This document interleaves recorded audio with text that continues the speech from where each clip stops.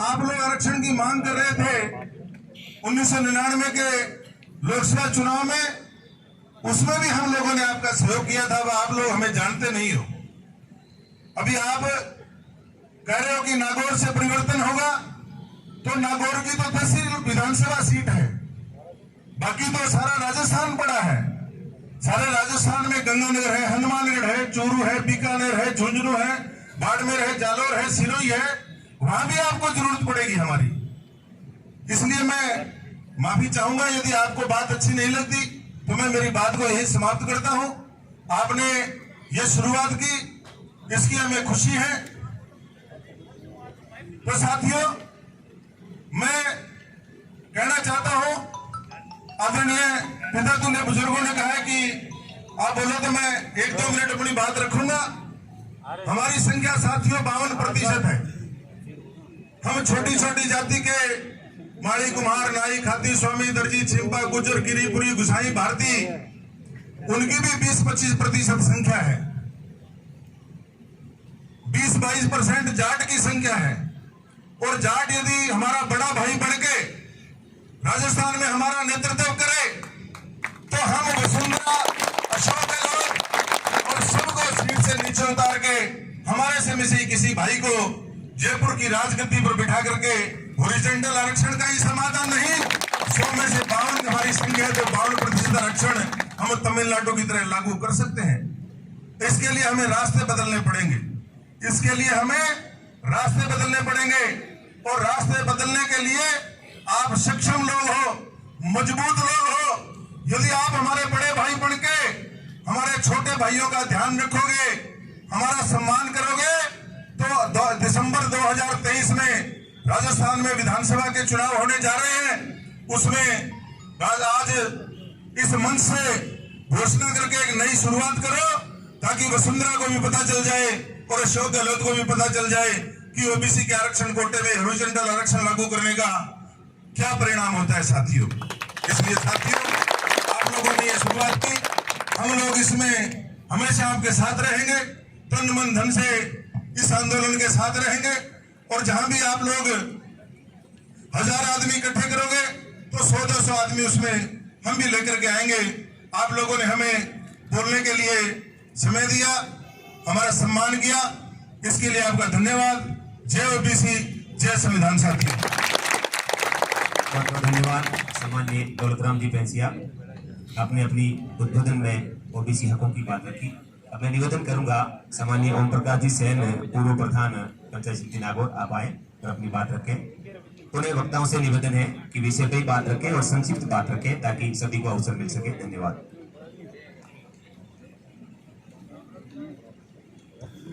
राम राम सा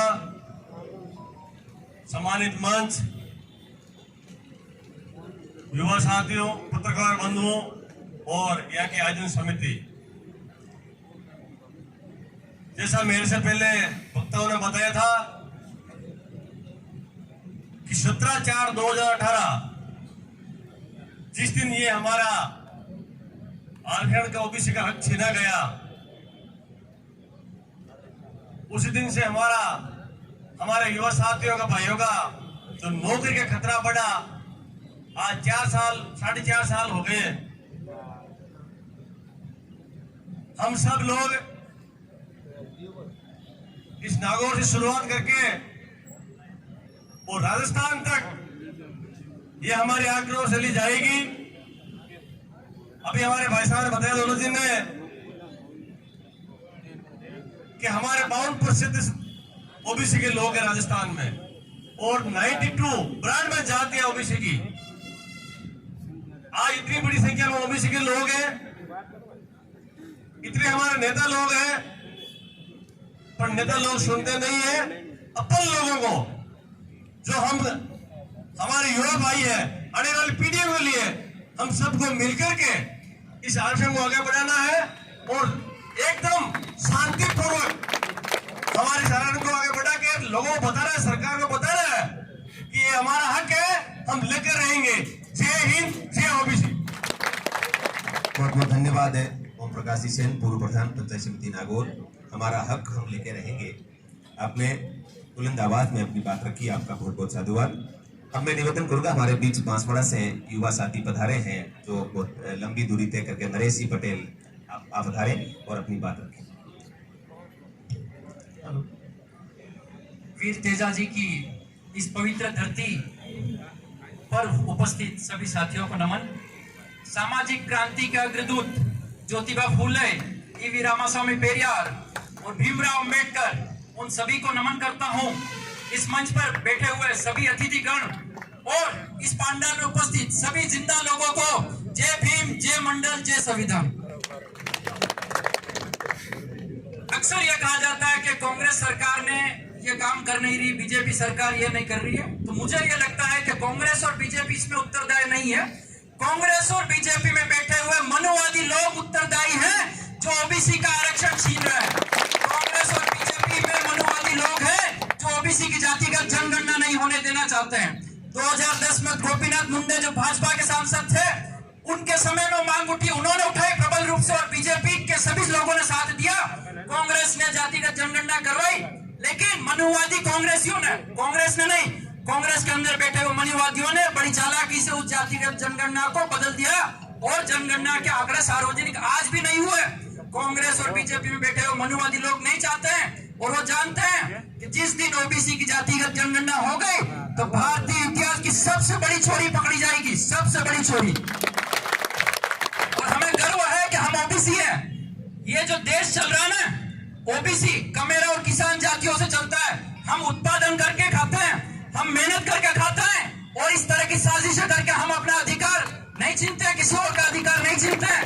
तो हमें गर्व होना चाहिए कि इस देश को, इस राज्य को चलाने वाली जातियां हैं हम, और हमारा जो अधिकार है वो छीनने वाले लोग सिस्टम में।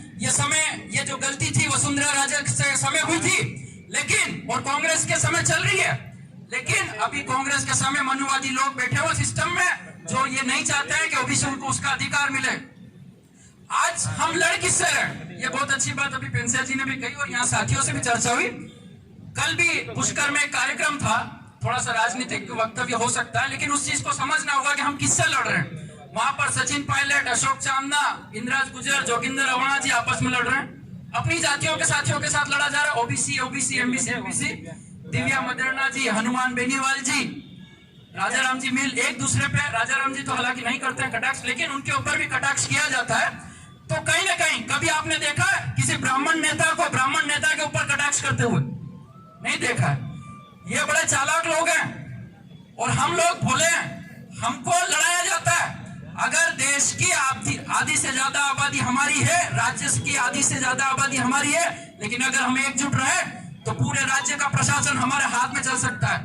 तमिलनाडु के अंदर 50% ओबीसी का आरक्षण है। एमके स्टालिन जो मुख्यमंत्री ओबीसी है, हमारे राजस्थान के मुख्यमंत्री भी ओबीसी है, तमिलनाडु में मुख्यमंत्री ओबीसी है। उसने एक भी जनरल का मंत्री नहीं बनाया, उसने क्लियर कह दिया 50% आरक्षण ओबीसी को मिलेगा, तो मिलेगा और मिल रहा है। और क्रिमिनल वाली व्यवस्था भी उनके वहां नहीं है। मैं राजकीय सेवा में हूं, मुझे थोड़ा सा लगता था कि मेरे जैसे लोग कम हैं, लेकिन यहाँ मैंने राधेश्याम जी, अर्जुन जी जैसे को देखा और मुझे लगा कि यहाँ पर बहुत सारे लोग हैं जो बोलना चाहते हैं और जो युवाओं के साथ खड़े हैं, क्योंकि हमें डरने की जरूरत नहीं है। जुल्म के साए में लत खोलेगा कौन? अगर हम भी चुप हो गए तो बोलेगा कौन? आज हमें युवा बेरोजगार साथियों के साथ खड़ा रहने की जरूरत है। आप सभी साथियों का धन्यवाद। जय भीम, जय संविधान।